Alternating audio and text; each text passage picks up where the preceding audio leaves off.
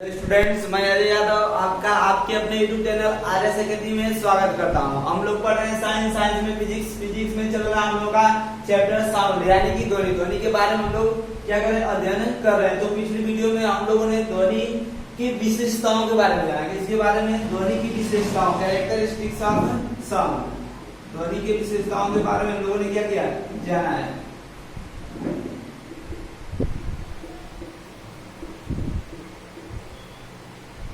देखिए, ध्वनि की विशेषताओं के बारे में हम लोगों ने अध्ययन किया। इसमें ध्वनि की पहली विशेषता थी लाउडनेस। क्या? लाउडनेस या प्रबलता, जिसको कहेंगे प्रबलता। तो देखिए, प्रबलता या इसको आवृत्ति भी कहेंगे, आवृत्ति। देखिए, यहाँ पर जो ध्वनि की विशेषताएं बताई गई, ध्वनि की विशेषताओं में पहली विशेषता थी लाउडनेस यानी कि प्रबलता। अब देखिए, प्रबलता के बारे में हम लोगों ने जाना कि जो प्रबलता होती है, ध्वनि की जो प्रबलता होती है ना, अब प्रबलता का मतलब यहाँ पर तीव्र से, किससे तीव्र से। तो जो ध्वनि की प्रबलता होती है वो किस पर निर्भर करती है? प्रबलता का मतलब तेज भी हो सकती है, वो क्या हो सकती है, स्लो भी हो सकती है। तो देखिए, जो ध्वनि की प्रबलता है, आपको बताया गया कि वो आयाम पर निर्भर करती है। किस पर?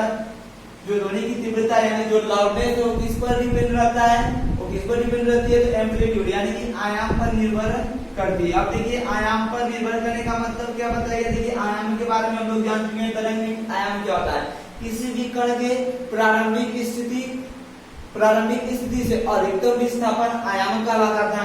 और क्या करेंगे हम, जितना अधिक ऊर्जा देंगे कण को, उसका आयाम क्या होगा, उतना अधिक होगा। पिछले वीडियो में हम लोगों ने इन सबको क्या कर लिया, जान लिया। अब देखिए, यहाँ पर क्या है, जो लाउडनेस से प्रबलता है आयाम पर निर्भर करती है, यानी कि आयाम बढ़ेगा तो प्रबलता क्या होगी, बढ़ेगी। आयाम घटेगा तो प्रबलता घटेगी। आई बात समझ में? अब देखिए, यहाँ पर जो जिसका आयाम ज्यादा होता है, अगर आयाम क्या होगा, ज्यादा होगा या अधिक होगा, अगर आयाम क्या होगा, अधिक होगा, तो उस समय जो ध्वनि निकलेगी उसे हम कहेंगे लाउड। उस ध्वनि को हम क्या कहेंगे, लाउड या तेज ध्वनि कहेंगे, लाउड साउंड या तेज ध्वनि कहेंगे। यदि आयाम कम हो, आयाम क्या हो, अधिक होगा, तो जो ध्वनि होगी वो कैसे होगी, तेज होगी। अगर आयाम क्या हो, कम हो, तो जो ध्वनि होगी वह सॉफ्ट साउंड होगी। सॉफ्ट साउंड यानी कि मृदु ध्वनि। कैसी होगी? मृदु ध्वनि होगी। आई बात समझ में? एक तो पहली विशेषता थी। इसके बाद हम लोगों ने दूसरी विशेषता के बारे में जाना कि दूसरी विशेषता क्या थी। देखिए, दूसरी विशेषता थी पिच। पिच या इसको श्रिलनेस कहते हैं, या तारत्व। अब देखिए, यहाँ पर बताया गया कि तारत्व या पिच या श्रिलनेस क्या होता है। तो तारत्व के बारे में बताया गया, किसी भी ध्वनि का वह गुण जिसके द्वारा हम क्या करते हैं, उनकी आवृत्ति के बीच अंतर को पहचान जाते हैं। मतलब जैसे क्या हो कि कोई भी ध्वनि हो, कोई दो चीजों की ध्वनि हो, मान लेते हैं एक अलग जानवर की, एक अलग जानवर की। अब क्या हो कि उनकी आवृत्ति को जब हम पहचान जाएंगे, उनकी आवृत्ति में जो अंतर होगा, उस अंतर को हम पहचान जाएंगे। जैसे मेल या फीमेल को ले लेते हैं, उसकी क्या होगा कि मेल की जो आवृत्ति और जो फीमेल की आवृत्ति थी, इनके बीच हम अंतर पहचान लेते हैं। इसका हम समझ जाते हैं कि ये मेल की आवाज है, ये साउंड है, और एक फीमेल की साउंड है। तो वहां पर वो जो गुण होगा, जिस गुण के कारण हम पहचान जा रहे हैं, वो क्या होगा, उसी को तारत्व कहते हैं। तो ध्वनि का वह गुण जिसके द्वारा हम उसके आवृत्ति में अंतर की पहचान कर लेते हैं, तारत्व कहलाता है। और जो तारत्व होता है वह आवृत्ति पर निर्भर करता है। तारत्व किस पर निर्भर करता है? आवृत्ति पर निर्भर करता है। आवृत्ति पर निर्भर करने का मतलब, देखिए, आवृत्ति पर निर्भर करने का मतलब कि अगर आवृत्ति बढ़ेगी तो जो ध्वनि का तारत्व होगा वो भी क्या होगा, बढ़ेगा। अगर आवृत्ति घटेगी तो तारत्व भी क्या होगा, घटेगा। आई बात समझ में? अब देखिए, यहाँ पर बताया गया कि जो मेल होते हैं, मेल और फीमेल का कंपैरिजन किया गया था। अब देखिए, यहाँ पर बताया गया कि जो मेल होता है, इसमें क्या होता है कि इनकी जो आवृत्ति होती है, जो मेल की आवृत्ति होती है वो क्या होती है, अधिक होती है। आवृत्ति अधिक होती है। अब देखिए, इनकी आवृत्ति अधिक होने के कारण इनकी जो ध्वनि होती है वो कैसी होती है, हॉक्स होती है, वॉक्स साउंड यानी कि मोटी ध्वनि होती है। कैसी? हॉक्स साउंड या मोटी ध्वनि होती है। जो आवाज होती है वो कैसी होती है, मोटी होती है। लेकिन वहीं पर अगर फैमिली की बात करें तो इसकी आवृत्ति क्या होती है, इसकी आवृत्ति कम होती है। क्या होती है, देखिए जैसे बताया गया था, ऐसे बताया गया था कि यहाँ पर क्या होगा कि जो फीमेल होगी, सो देखिए यहाँ पर क्या होगा कि जो फीमेल होती है, जो फीमेल ना, इसकी आवृत्ति अधिक होगी। यहाँ पर इसकी आवृत्ति क्या होगी, आवृत्ति यहाँ पर कम होगी। यहाँ पर आवृत्ति क्या होगी, जो मेल होगा उसकी आवृत्ति कम होगी और जो फीमेल होगी उसकी जो फ्रीक्वेंसी होगी, आवृत्ति होगी, वो क्या होगी, अधिक होगी। यहाँ पर अधिक होगी। तो देखिए यहाँ पर जो मेल होता है उसकी आवृत्ति कम होने के कारण उसकी जो ध्वनि होती है कैसे होती है, मोटी होती है। और जो फीमेल होती है उसकी आवृत्ति अधिक होने के कारण क्या होता है कि उसकी जो आवाज होती है वो कैसी होती है, पतली होती है। आवाज कैसी होती है, पतली होती है। तो इसके बारे में हम लोगों ने जान लिया था। अब देखिए यहाँ पर पिच के बारे में तो जाना, पिच किस पर निर्भर करती है, आवृत्ति पर। और आवृत्ति क्या होती है, एक सेकंड में किए गए कंपनों की संख्या। एक सेकंड में किसी कण द्वारा किए गए कंपनों की संख्या क्या होती है, आवृत्ति कहलाती है। ये है क्या, ध्वनि की विशेषता है।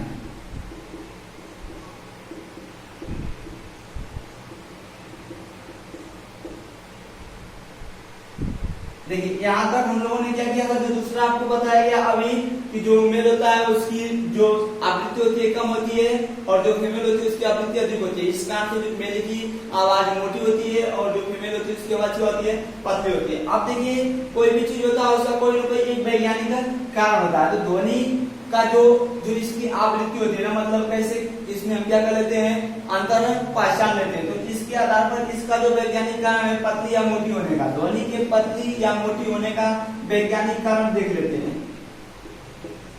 ध्वनि के मोटी या पतली होने का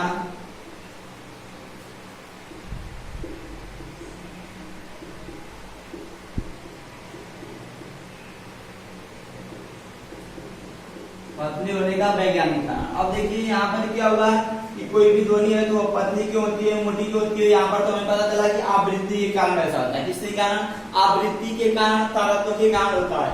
लेकिन अब हमें क्या करेंगे, अब वैज्ञानिक कारण देखते हैं क्या होता है। तो देखिए एक सूत्र होता है ध्वनि की आवृत्ति, मतलब यहाँ पर क्या होगा, ध्वनि की जो ध्वनि है वो कैसी है, मोटी है या पतली है, इसके लिए क्या होता है, एक सूत्र होता है। वो सूत्र को देखते हैं।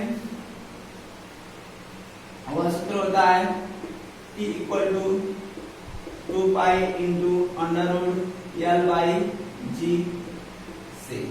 यहाँ से देखिए, यहाँ से जो वैज्ञानिक इन्होंने क्या किया, इन्होंने यहाँ से वैज्ञानिक कारण दिया क्या होता है, क्यों आवाज पतली होती है और क्यों मोटी होती है। तो देखिए यहाँ से क्या किया, मान लेते हैं, देखिए यहाँ से क्या होगा कि अगर यहाँ पर क्या होगा, जो लंबाई होगी, लंबाई का मान कब बढ़ेगा, यदि हम L का मान बढ़ाएंगे तो क्या होगा, लंबाई का मान बढ़ेगा। अगर मान लेते हैं कि यहाँ पर G 1 है, G को क्या कर देते हैं, मान लेते हैं G कांस्टेंट है, चाहे G को 1 मान लेते हैं, क्या कर देते हैं, अगर G हर एक स्थिति में G का मान अगर 1 ही होगा, मान लेते हैं 1 ही होगा, तो क्या होगा, अगर यहाँ पर इसका मान अगर 10 रखेंगे, मान लेते हैं कि ये भी कांस्टेंट है। अच्छा, इन लोग क्या करते हैं, हम अपने से मान लेते हैं कि देखिए जब भी क्या होगा, किसी भी सवाल में जब इसको हल करेंगे तो क्या होगा, ये दोनों तो सेम ही रहेंगे, कहीं पर भी रहेंगे तो इनका मान क्या होगा, सेम होगा। क्यों, क्योंकि क्या है, यहाँ पर पाई का मान दिया तो पाई 22/7 वही रहेगा, 2 है तो 2 का गुणा रहेगा। ये यहाँ पर क्या है, जी का 9.8 होगा या 10 होगा तो वो उतना ही रहेगा, आएगा समझ। अब घटेगा बढ़ेगा कौन, तो यहाँ पर कौन बढ़ सकता है या कौन घट सकता है, L, यानी कि जो लंबाई हो क्या हो सकती है, वो घट भी सकती है और बढ़ भी सकती है। तो जो T का मान निर्भर करेगा वो किस पर करेगा, L पर। L का मान घटेगा तो T का मान घटेगा, L का मान अगर बढ़ जाएगा तो T का मान क्या होगा, बढ़ जाएगा, यानी कि अधिक हो जाएगा। तो यहाँ पर क्या होगा, जो T है वो किसके डायरेक्टली प्रोपोर्शनल हो जाएगा, √L के, √L के क्या हो जाएगा, या डायरेक्टली प्रोपोर्शनल हो जाएगा। यानी कि अगर यहाँ पर L क्या है, L लंबाई, L क्या है, लेंथ है, यानी कि लंबाई, और T क्या है, आवर्तकाल, यानी कि टाइम पीरियड। अब देखिए यहाँ पर क्या होगा, T डायरेक्टली प्रोपोर्शनल टू किसके, √L है। इसका मतलब क्या होगा कि यहाँ पर अगर लंबाई का मान बढ़ाएंगे, क्या करेंगे, अगर लंबाई L का मान अगर हम बढ़ाएंगे, L का मान क्या करेंगे, अधिक करेंगे, तो इधर जो T है यानी कि जो आवर्तकाल है, आवर्तकाल का मान भी बढ़ेगा। जैसे मान लेते हैं यहाँ पर हमने क्या कर दिया, 4 कर दिया, तो 4 करेंगे तो इसका मान क्या होगा। अब देखिए जैसे कर लेते हैं, यहाँ पर L है अंडर रूट यल है ना, यल का मान हमने क्या रख दिया 4। अगर 4 को यहाँ पर रखेंगे तो टी का मान क्या आएगा, अंडर रूट 4 करेंगे ऐसे तो क्या आ जाएगा, यहाँ से 2 आएगा, मतलब टी का मान कितना आएगा 2। अगर 4 के हम 16 करते हैं, कितना 16 करते हैं, तो जब 16 करेंगे तो क्या होगा, यहाँ पर अंडर रूट 16 हो जाएगा, टी बराबर अंडर रूट 16 करेंगे, ये वाला तो हो गया ना। अब 4 की जगह क्या रखते हैं, अब 16 रखते हैं, जब 16 रखेंगे तो यहाँ पर क्या होगा, अंडर रूट 16 का मान निकालेंगे तो क्या आएगा 4, यानी यहाँ पर टी का मान क्या आ जाएगा 4 आ गया ना। तो इससे मतलब क्या होगा, जब हम यल का मान बढ़ा रहे हैं तो टी का मान बढ़ रहा है। पहले यल का मान कितना था 4 था, तो टी का मान कितना हुआ 2, लेकिन जब हमने यल का मान 4 से कितना कर दिया 16 कर दिया, तो टी का मान कितना हो गया 4, यानी कि यहाँ पर यल का मान जब बढ़ाया हमने तो टी का मान भी क्या होगा बढ़ेगा।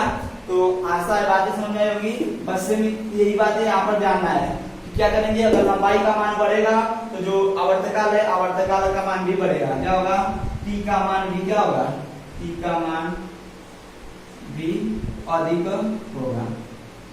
आई बात समझ में। अब देखिए टी का मान मतलब आवर्तकाल भी बढ़ेगा कब, जब लंबाई बढ़ेगी। तो हम लोगों ने जाना है कि देखिए लंबाई और आवर्तकाल ये कब बढ़ेंगे, लंबाई इसमें आई कहां से, तो बताया गया कि जो मनुष्य होते हैं, मनुष्य मतलब मेल और फीमेल जो होती हैं, देख लेते हैं देखिए जो मेल और फीमेल होती है ना, तो यहाँ पर क्या कर लेते हैं, मेल कर लेते हैं, इधर कर लेते हैं फीमेल। अब देखिए आपको बताया गया इस वाले सूत्र से देख रहे हैं ना, सूत्र क्या हमारा t equal to 2 pi into under root l by g से, और यहाँ पर क्या है जो t है या डायरेक्टली प्रोपोर्शनल है किसके, यल के, यानी कि t अनुक्रमानुपाती है किसके, यल के, अंडर रूट यल के। अगर यल का मान बढ़ेगा तो t का मान भी क्या बढ़ेगा, यल का मान घटेगा तो t का मान घट जाएगा। अब देखिए यहाँ पर क्या होता है कि मेल और फीमेल को ले लेते हैं, हमने आपको बताया है पिछले वीडियो में क्या होता है कि जो भी हम आवाज निकालते हैं, जो भी साउंड बोलते हैं, मतलब जो कुछ भी कहते हैं, तो वो क्या होता है आवाज के रूप में परिवर्तित कैसे होता है। तो हमने आपको बताया कि जब हम क्या करते हैं कुछ कहना चाहते हैं तो क्या होता है अंदर से एक फोर्स कार्य करता है, और फोर्स क्या करता है, हमें फोर्स करता है कि हम क्या करें कुछ कहें। और हमने आपको बताया कि जब हम कुछ कहते तो हमारे गले में एक वाक् तंतु होता है, यानी कि स्वर तंत्र जिसको कहते हैं, क्या कहते हैं वोकल कार्ड्स या स्वर तंत्र कहते हैं, और उसकी आकृति ऐसे होती है, कुछ ऐसे उसकी आकृति होती है,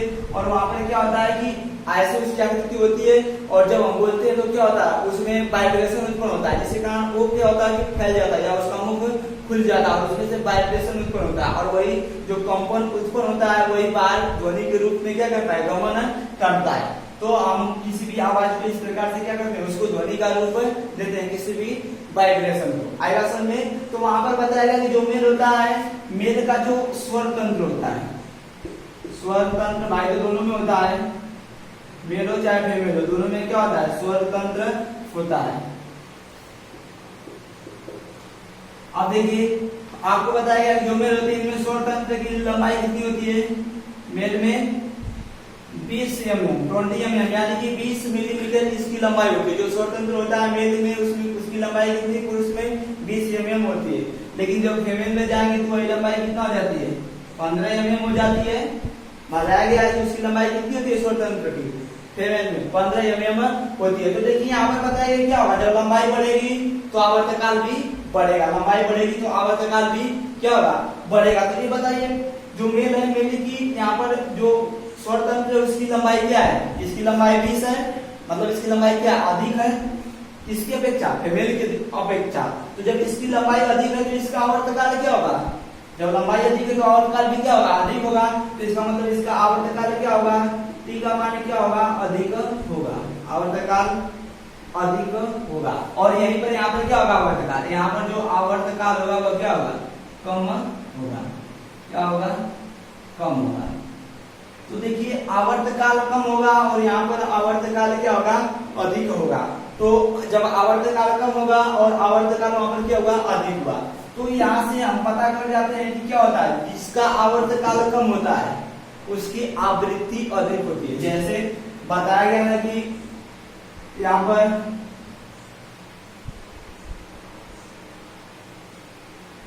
हिमालय रहेगी अमरेली के लिए, और 1 सेकेंड में रख दिया था आपने। अब देखिए और इधर फीमेल कर देते हैं यहीं पर, यह क्या है फीमेल के लिए। अब सेम दूरी है, सेम समय, 1 सेकेंड इनको भी दिया गया है। अब यहाँ पर क्या होता है कि जो मेल होता है इसकी आवाज थोड़ा आराम से निकलती है और ऐसे करके जाती है, और जो फीमेल होती है वो क्या करती है, ऐसे। कई चक्करों के बाद यहाँ पर क्या होती है, उसकी आवाज पहुंचती है। तो बताया गया कि जो आवृत्ति होती है वो क्या होती है, 1 सेकेंड में किए गए कंपनों की संख्या को हम क्या करते हैं, आवृत्ति करते हैं। तो मान लेते हैं कि यहाँ पर इन्होंने कितना कंपन किया, मान लेते हैं, वैसे तो किया नहीं 10 इसमें हम दिखा नहीं पाए, लेकिन मान लेते हैं कि इसने कितना कंपन किया, 10 कंपन किया, और यहाँ पर इससे कम है तो यहाँ पर मान लेते हैं कि 5 कंपन किया, कितना 5 कंपन किया। तो यहाँ पर 5 कंपन मानते हैं, यहाँ पर कितना हो गया 10। देखिए यहाँ पर जो लाइन है वो कम है, यहाँ पर लाइन क्या है, अधिक है। तो मान लेते हैं 10 यहाँ पर है और यहाँ पर कितनी है 5। तो मेल द्वारा कंपन कितना किया गया 5 और फीमेल द्वारा 10। अब यहाँ से आवृत्ति निकालेंगे तो आवृत्ति क्या होती है, 1 सेकेंड में किए गए कंपनों की संख्या, तो 1 सेकेंड में कितना कंपन हुआ 5, तो इसकी आवृत्ति कितना होगी 5 हर्ट्ज होगी, आवृत्ति कितना 5 हर्ट्ज होगी। अब देखिए यहाँ पर कितना कंपन किया गया 1 सेकेंड में 10, तो इसकी आवृत्ति कितना होगी 10 हर्ट्ज होगी। तो यहाँ पर बताइए किसकी आवृत्ति अधिक होगी, फीमेल की आवृत्ति अधिक हुई ना, इसकी जो आवृत्ति है वो क्या हुई, अधिक हुई। अब आवर्तकाल अगर यहाँ से निकालेंगे तो हम क्या जानते हैं, आवृत्ति और आवर्तकाल के बीच संबंध क्या होता है, T बराबर 1/f, आवर्तकाल बराबर 1 क्या होता है, आवृत्ति यानी फ्रीक्वेंसी होता है। अब देखिए यहाँ से क्या करेंगे, यहाँ से T बराबर क्या करेंगे 1/f करेंगे। अब देखिए 1/f कितना होगा, अगर मेल का निकालते हैं तो क्या होगा, 5 से भाग करेंगे, इसमें क्या आएगा 0.2 आएगा सेकेंड, इसमें आएगा सेकेंड में आएगा। अब देखिए जिसका अगर आवर्तकाल निकालते हैं तो क्या होगा, इसका देखिए क्या होगा 10 है, 1 में क्या करेंगे 1/10 करेंगे, जब का मान 10 आया तो क्या रखेंगे ना, जब 10 रखेंगे तो यहाँ पर मान कितना आएगा 1/0.1 सेकेंड। तो देखिए यहाँ पर पता चला कि जो देखिए यहाँ पर क्या है, ये फीमेल वाला है, ये तो मेल वाला है और ये किस वाला है, क्या फीमेल वाला। तो देखिए फीमेल की क्या है, आवृत्ति अधिक है, लेकिन यहाँ पर क्या हुआ, उसका आवर्तकाल कम है कि नहीं, जो मेल है उसका आवर्तकाल क्या है अधिक है 0.2 है, लेकिन ये क्या है 0.1 है। तो यहाँ पर पता चलेगा कि जो फीमेल होती है उनकी क्या होती है, उनकी आवृत्ति या फ्रीक्वेंसी भी क्या होती है अधिक होती है, और फ्रीक्वेंसी के साथ साथ क्या अधिक होता है, फ्रीक्वेंसी तो अधिक हो गई, उसके साथ क्या अधिक होता है, आवर्तकाल यानी कि टाइम पीरियड भी क्या होता है अधिक होता है। जो टी का मान होगा वो भी क्या होगा अधिक होगा। तो यहाँ पर जो ये है इनका आवर्तकाल क्या होगा, फीमेल है ना, तो फीमेल का आवर्तकाल क्या होगा, देखिए यहाँ पर आवृत्ति इनकी अधिक होगी, लेकिन जो आवर्तकाल होगा वो क्या होगा कम। आवृत्ति अधिक और आवर्तकाल कम, मतलब कि अधिक बातें बोलेंगी कम समय में, आई बात समझ में। तो यहाँ पर क्या होगा कि आवर्तकाल कम हो गया, और यहाँ पर जो मेल है इसका आवर्तकाल क्या होता है अधिक होता है। तो यहाँ से भी हम क्या कर सकते हैं, इसको बता सकते हैं कि इस कारण से क्या होता है, इनका आवर्तकाल अधिक होने के कारण इनकी जो आवाज होती है वो कैसी होती है, मोटी होती है, जो साउंड होती है कैसी मोटी, और जो फीमेल होती है इनकी साउंड जो होती है वो कैसी होती है, पतली होती है, कैसी होती है पतली। आई बात समझ में, तो आशा है बातें समझ में आई होगी।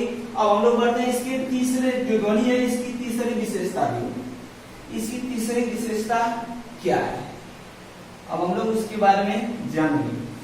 तो देखिए इसकी तीसरी विशेषता है क्वालिटी, या इसको गुणवत्ता करते हैं, क्या करते हैं गुणवत्ता।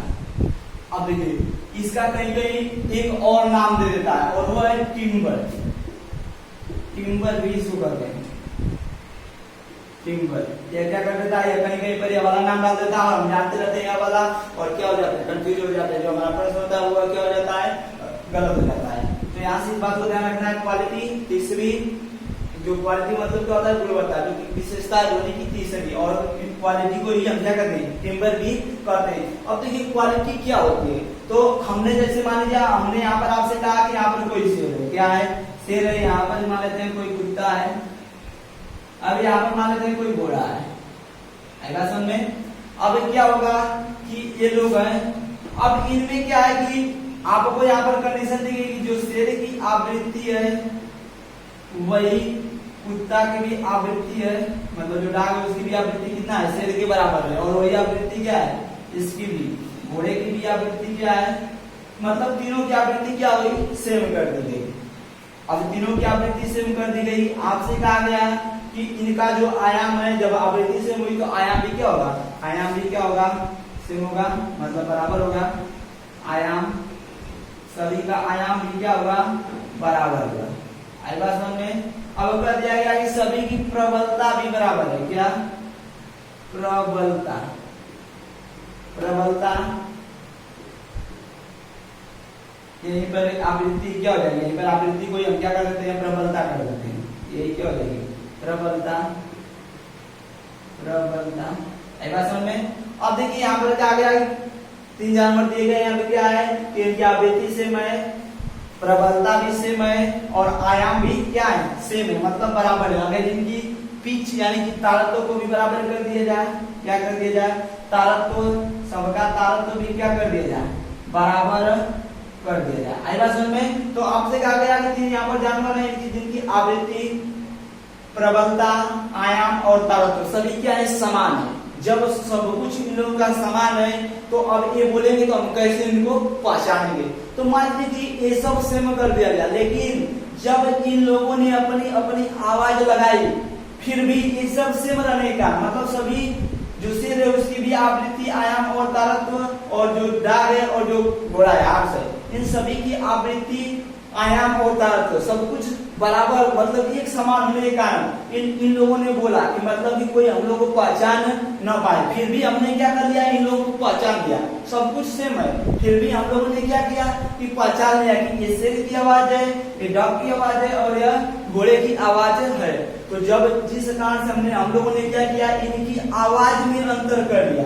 देखिए जो हमारा पिछला वाला था क्या, पिच थी यानी कि तारत्व था, तारत्व में किसका अंतर होता था, तारत्व में हम किसका अंतर करते थे, आवृत्ति में अंतर समझ जाते थे। मतलब कोई भी औरत बोल रही है कि क्या बोल रहा है, मतलब कोई फीमेल है या मेल है, वो कौन बोल रहा है, किसकी आवाज है, हमने क्या किया वहां पर तारत्व यानी कि पिच के आधार पर हमने क्या कर लिया, वहां पर अंतर स्पष्ट कर दिया, उनकी आवृत्ति में अंतर स्पष्ट किया।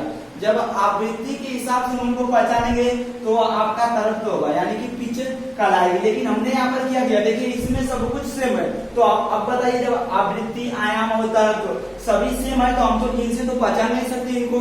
अब क्या करेंगे, इनसे हम इनको पहचान नहीं सकते, फिर भी हमने क्या किया कि कोई ऐसा गुण है जिसके द्वारा हमने क्या किया कि इन सभी की आवाज को अलग अलग पहचान लिया। तो जिस गुण के कारण हम लोगों ने क्या किया कि इनके आवाज में अंतर कर दिया। यहाँ पर किसमें अंतर किया गया, ध्वनि में अंतर कर दिया, किसमें, ध्वनि में क्या कर दिया, ध्वनि में अंतर स्थापित कर दिया। तो उस गुण को ही हम क्या करते हैं, उसे हम क्या कहते हैं, क्वालिटी या गुणवत्ता या टिम्बर कहते हैं। आई बात समझ में। तो जब किसी कोई भी जानवर ना, चाहे कोई भी कुछ भी हो, जब हम क्या करें, जब हम ध्वनि में अंतर स्पष्ट कर लें, किसी भी जानवर की बात करें या चाहे किसी भी व्यक्ति या किसी भी जंतु की बात करें, जब हम क्या करें, जब हम उनकी आवाज में यानी कि जब हम उनके ध्वनि में अंतर को स्पष्ट कर जाए कि यह इस जानवर की आवाज है और ये इसकी आवाज है और यह उसकी आवाज है, जब हम क्या करें सब कुछ सेम रखते हुए हम क्या करें उनकी आवाज में अंतर यानी कि ध्वनि में अंतर स्थापित कर दें। जब ध्वनि में अंतर स्थापित करेंगे तो उसी को हम क्या कहेंगे, क्वालिटी या गुणवत्ता या टिम्बर कहेंगे। तो अब देखिए यहाँ पर ध्वनि में अंतर होगा तो गुणवत्ता या क्वालिटी या टिम्बर होगी, लेकिन जब हम क्या करेंगे ध्वनि की आवृत्ति में अंतर करेंगे, बस सेम है। आवृत्ति में जब अंतर किया हम, तो जब आवृत्ति में करेंगे तो कहां पर चले जाएंगे, आवृत्ति में करेंगे तो कहां जाएंगे, पिच यानी कि तारत्व में जाएंगे। वह क्या हो जाएगा, जब आवृत्ति में अंतर करेंगे तो वह तारत्व कहलाएगा, लेकिन यहाँ पर हमने अंतर किसमें किया, ध्वनि में। तो जब ध्वनि में अंतर करेंगे तो ये क्या होगी, क्वालिटी या गुणवत्ता या टिम्बर कहलाएगी। अब देखिए आगे जैसे क्या होगा कि अब इन विशेषताओं के बारे में हम लोग जाने, ध्वनि की 3 विशेषताएं होती हैं, उन विशेषताओं के बारे में हम लोगों ने जान लिया। अब देखिए इसमें आगे बढ़ते हैं, अगला पॉइंट क्या होगा कि देखिए जो तारत्व होता है यानी कि जो पिच होती है, तारत्व और प्रबलता, सॉरी तारत्व और जो आवृत्ति होती है, तारत्व और आवृत्ति, तारत्व और आवृत्ति को हम लोग मापते हैं हर्ट्ज में। किससे मापते हैं, हर्ट्ज में, या जेड से प्रदर्शित करते हैं, हर्ट्ज में क्या करते हैं, इसको मापते हैं। आई बात समझ में। तो अगर आपसे पूछ दिया जाए कि तारत्व या फ्रीक्वेंसी यानी कि आवृत्ति का मात्रक क्या होता है, तो क्या होता है, हर्ट्ज होता है, जिसका संकेत क्या होता है, जेड होता है। और हर्ट्ज को बताया गया है कि हर्ट्ज को हम क्या करते हैं, साइकिल प्रति सेकंड भी कहते हैं और हर्टज हेनरिच हर्टेज के नाम पर क्या किया गया, इसका नाम हर्टज रखा गया। अब देखिए जो दर्द होता है और जो आवृत्ति होती है इसको तो हम क्या करते हैं हर्टज में माप लेते हैं, लेकिन एक बचती है लाउडनेस। क्या? लाउडनेस यानी कि प्रबलता। प्रबलता का मात्रक क्या होता है? प्रबलता। अब देखिए प्रबलता को किससे मापते हैं, तो इसको बेल में मापते हैं। किसमें? बेल में। तो देखिए जो डेसिबल है यानी कि जो यहाँ पे क्या है लाउडनेस है या प्रबलता है, इसको किसमें मापते हैं? बेल में मापते हैं। बेल में तो बेल में मापते हैं, लेकिन इस समय वर्तमान में जो हम लोग पैमाना यूज करते हैं वो बेल नहीं होता है। अब जो बेल है क्या है? एक बड़ी इकाई है। बेल क्या है? एक बड़ी इकाई है। एक बड़ी इकाई है। अब देखिए बेल क्या है? एक बड़ी इकाई है। तो एक बड़ी इकाई होने का हम क्या करते हैं, जो हमारी प्रबलता है उसको बेल में न मापकर इसके 1/10वें भाग से, बेल के 1/10वें भाग से ही हम क्या करते हैं, इसको माप देते हैं। बेल क्या है? प्रबलता की इकाई तो बेल है, लेकिन बेल क्या है? एक बड़ी इकाई, एक बड़ा मात्रक है। अब बड़ा मात्रक होने के कारण हम क्या करते हैं, इसके 1/10वें भाग से इसको मापते हैं। और जब 1/10वें भाग से मापते हैं तो 1/10वें भाग को हम डेसी करते हैं। क्या करते हैं? डेसी। और इस प्रकार से मिलाकर क्या हो जाता है? डेसीबल हो जाता है। क्या हो जाता है? डेसीबल हो जाता है। आई बात समझ में? तो जो प्रबलता होती है उसको बेल में मापते हैं, लेकिन बेल क्या है? एक बड़ी इकाई है। बड़ी इकाई है तो हम उसमें मापते नहीं है, तो हम क्या करते हैं, इसकी 1/10वें भाग से इसको मापते हैं। और 1/10वें भाग को हम क्या करते हैं? डेसी करते हैं। क्या करते हैं? डेसी। और डेसी और बेल को जोड़ते हैं तो यहाँ पर क्या कर देते हैं? डेसिबल कर देते हैं। क्या कर देते हैं? डेसिबल कर देते हैं। तो यहाँ पर क्या हुआ कि जो प्रबलता है उसका मात्रक क्या हो गया? इसका मात्रक यहाँ पर तो क्या सिद्ध होता है? इसका मात्रक हो गया डेसिबल। इसका मात्रक क्या हो गया? डेसिबल। तो प्रबलता का मात्रक डेसिबल है। इसे क्या करते हैं? स्मॉल डी और कैपिटल बी से प्रदर्शित करते हैं। डेसिबल को स्मॉल डी और कैपिटल बी से प्रदर्शित करते हैं। आई बात समझ में? तो जो लाउडनेस है या जो प्रबलता है उसका मात्रक डेसिबल होता है, जिसको स्मॉल डी और कैपिटल बी से प्रदर्शित करते हैं। अब देखिए यहाँ से क्या होता है, जैसे सामान्य मनुष्य के लिए, इसके सामान्य व्यक्ति के लिए, सामान्य व्यक्ति के लिए फुसफुसाहट की आवाज,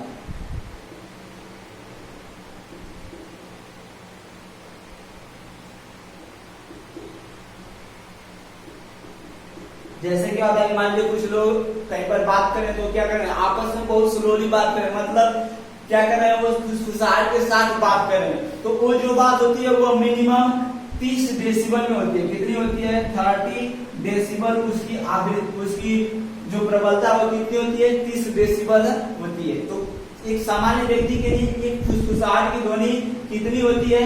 फुसफुसाहट की ध्वनि 30 डेसिबल होती है। अगर मान लीजिए अगर सामान्य वार्तालाप करें, मतलब कोई भी मित्र है, तो 4 मित्र है, वो क्या कर रहे हैं, आपस में कहीं पर बात कर रहे हैं, तो अगर सामान्य वार्तालाप कर रहे हैं, क्या कर रहे हैं, सामान्य वार्तालाप कर रहे हैं, तो उस समय क्या होगा कि जब सामान्य वार्तालाप कर रहे हैं तो उस समय जो ध्वनि होती है वह कितने डेसिबल होती है? तो वह 65 डेसिबल हो जाती है। कितनी?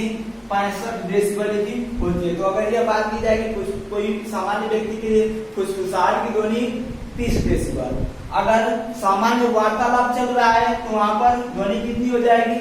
65 डेसिबल तक ध्वनि होगी। अब देखिए क्या होता है कि जो जेट हवाई जहाज होता है, जेट हवाई जहाज, जब यह क्या करती है, जो जेट हवाई जहाज, देखिए यहाँ पर क्या हुआ कि सामान्य व्यक्ति के लिए है फुसफुसाहट की ध्वनि तो 30 डेसिबल। अब क्या होगा, सामान्य वार्तालाप की बात करेगा तो सामान्य वार्तालाप में जो ध्वनि उत्पन्न होती है कितनी? 65 डेसिबल होती है। अब देखिए यहाँ पर जेट हवाई जहाज जब उड़ान भरता है, जेट हवाई जहाज जब क्या करता है, जब उड़ान भरता है या उड़ान भरती है, तो जब वह उड़ान भरती है तो उस समय वह कितनी ध्वनि उत्पन्न करती है? तो उस समय वह 150 यानी कि 150 डेसिबल की ध्वनि उत्पन्न करती है। जो जेट हवाई जहाज होती है वह उड़ान भरते समय कितनी ध्वनि उत्पन्न करती है? तो वह 150 डेसिबल की ध्वनि उत्पन्न करती है। तो आशा ये बातें समझ में आई होगी। अब देखिए क्या होता है कि कोई ऐसी भी जो प्रबलता है वो इतना भी हो जाती है कि हम क्या करते हैं, उसको सुन नहीं पाते हैं। जैसे क्या होता है कि जो 85 डेसिबल से अधिक की जो ध्वनि होती है, 85 डेसिबल से अधिक की जो ध्वनि होती है उसको हम क्या करते हैं, इसको हम सुन नहीं पाते हैं, या सुन भी पाते हैं तो सुनने में कठिनाई महसूस होती है। इससे ऊपर की जो ध्वनि होती है 85 तक तो हम किसी प्रकार सहन कर लेते हैं, लेकिन 85 से ऊपर की जो ध्वनि होती है उनको सुनने में हमें कठिनाई महसूस पड़ती है। और कठिनाई महसूस करने के कारण क्या होता है कि मान लीजिए हमने अब क्या किया, हम सुनते जा रहे हैं, फिर भी लगातार हम सुनते जा रहे हैं, हमें कठिनाई हो रही है, फिर भी हम क्या कर रहे हैं, सुन रहे हैं लगातार। तो इससे कई प्रकार की बीमारियां भी होती हैं, और इससे क्या होता है जो हमारा कान होता है ना, उसका जो पर्दा है वह खराब भी हो सकता है। तो इससे नुकसान भी हो सकता है। 85 डेसिबल से अधिक की ध्वनि को हम इस कान से क्या करते हैं, नहीं सुन पाते, हमारा जो कान है वह सहन नहीं कर पाता है, तो सुन नहीं पाते हैं। अब देखिए जो 85 डेसिबल से अधिक की जो ध्वनि होती है, जैसे कभी होता है कि वायु प्रदूषण किसे कहते हैं, होता है कि वायु प्रदूषण, जैसे हम लोगों ने सुना होगा, आप लोगों ने क्या सुना होगा कि वायु प्रदूषण हो रहा है, यहाँ पे क्या ध्वनि प्रदूषण हो रहा है, क्या हो रहा है, ध्वनि प्रदूषण हो रहा है। ध्वनि प्रदूषण कैसे हो रहा है, तो क्या होगा कि ध्वनि प्रदूषण तो हो रहा है, मान लीजिए किसी प्रकार की ध्वनि उत्पन्न हो रही है, कहा ध्वनि प्रदूषण हो रहा है, लेकिन ध्वनि प्रदूषण कहेंगे किसे, कब ध्वनि प्रदूषण होगा, तो जब क्या होगा, जब 85 डेसिबल से अधिक की ध्वनि उत्पन्न हो जाएगी, 85 से क्या होगा, अधिक की ध्वनि उत्पन्न होगी, इसको हमारा कान सुनने में क्या करेगा, असहज महसूस करेगा, तो उस ध्वनि को हम क्या कहते हैं, ध्वनि प्रदूषण कहते हैं। उससे होने वाले प्रदूषण को हम क्या कहते हैं, ध्वनि प्रदूषण कहते हैं। और जो 85 डेसिबल से अधिक की जो आवाज होती है, जो साउंड होती है, उसको हमारा कान क्या करता है, सहन नहीं कर पाता है। तो आशा है यहाँ पर जो भी बातें आप लोगों को बताई गई समझ में आई होगी। अब क्या होगा कि जो ध्वनि की विशेषताएं थी समाप्त होती है। अब हम लोग क्या करेंगे, अब जो अगली वीडियो होगा उसके अगले पार्ट में जानेंगे ध्वनि का परावर्तन, यानी कि रिफ्लेक्शन ऑफ साउंड, उसके बारे में जानेंगे। तो यहाँ पर जो भी बातें आपको बताई गई, अगर ये अच्छी लगी हो, अगर इनसे कुछ हेल्प मिली हो, तो वीडियो को लाइक और शेयर जरूर करें, और चैनल को सब्सक्राइब भी करें। और इस वीडियो को देखने के लिए आप लोगों का धन्यवाद।